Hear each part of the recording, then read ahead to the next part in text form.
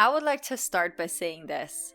Everything that I'm listing here are funny little quirks of Dominic's that I find very annoying and very charming at this very same time. So it makes me laugh and makes me grind my teeth, you know? And I'm pretty sure he could make an endless list about my flaws. But unfortunately for him, he doesn't have a YouTube channel. So tough shit, you little bitch. Starting with point 1. The questions. Have you ever spent time with a 5-year-old? If yes, then you'll know exactly what I'm about to tell you. So it's Saturday night, we're staying in, we're watching a movie, and bear in mind, we're watching this movie both for the very first time. And you know how sometimes in movies, you're confronted with situations that totally make sense for people in the movie, but they don't really make sense to you.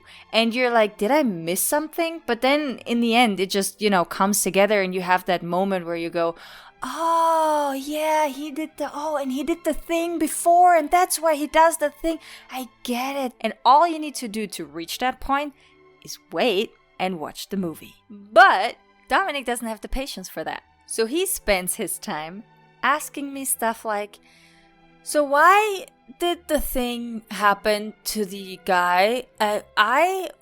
Who's that? Why is that thing there when the other thing that she said? Honestly, man, how am I supposed to know that? We're watching the same movie. But that takes me a minute, to reach that point where I say that. Because my first reaction to this interrogation is one of pure stress. My instinct tells me for some reason, I'm supposed to know all of that. And I need to explain it to him. And then he gets me babbling some wild theories that I pull out of my own rear end until I finally snap and tell him to just watch the damn movie. Only to find him with a totally glazed over expression on his face because he's about to fall asleep. While that happens, we miss crucial parts in the movie and have to rewind it a million times just for him to be able to either ask the same questions or to fall asleep more efficiently.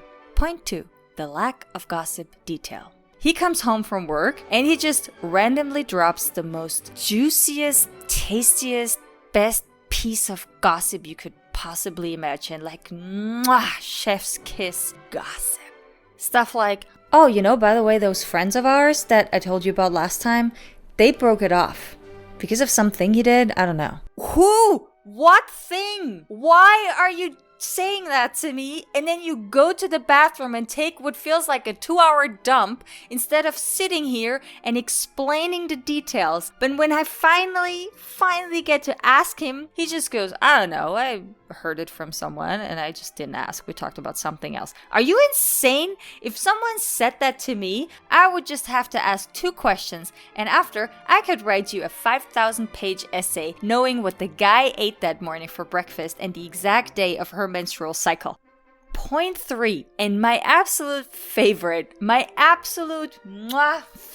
is the urge to talk in dumb situations. Okay? So, one thing you should know about Dominic. He's not what I'd consider a talker. Alright? He's the big teller of stories and the breaker of silences. We've spent entire car rides sitting next to each other in utter silence. And I love it. It's very relaxing and that's a great quality of his. But you need to keep that in mind for what I'm about to tell you. So we went to Madeira. What you need to know about Madeira is it basically consists of cliffs and staircases. Set staircases usually leading up and down said cliffs. Okay? One day, we basically discovered that there was supposed to be a great lonely beach at the bottom of a cliff nearby. And we decided we'd go freediving there. And I mean, our gear is so heavy, but if you want to do freediving in Madeira, that's just what you have to put up with. So we go diving and we come back up. And it was horrible. I was sweaty, I was tired, and my backpack crushed me underneath its weight. After what felt like 2 hours, I reached that point. At the peak of your physical exhaustion, but you're not there yet. You're like 20 minutes away from your goal. So where you're like, I don't want to do this anymore. I can't. I'm so tired. I'm sweaty. My feet hurt. God. It's going to be 20 more minutes of that torture. Okay? And exactly at my most exhausted, most annoyed, Dominic comes up to me and says, haven't we watched that one video together where they determine the quality of water with the help of freshwater clams? What? So I think it was a Tom Scott video and they went to that place. I don't remember what it was. I think it was Germany.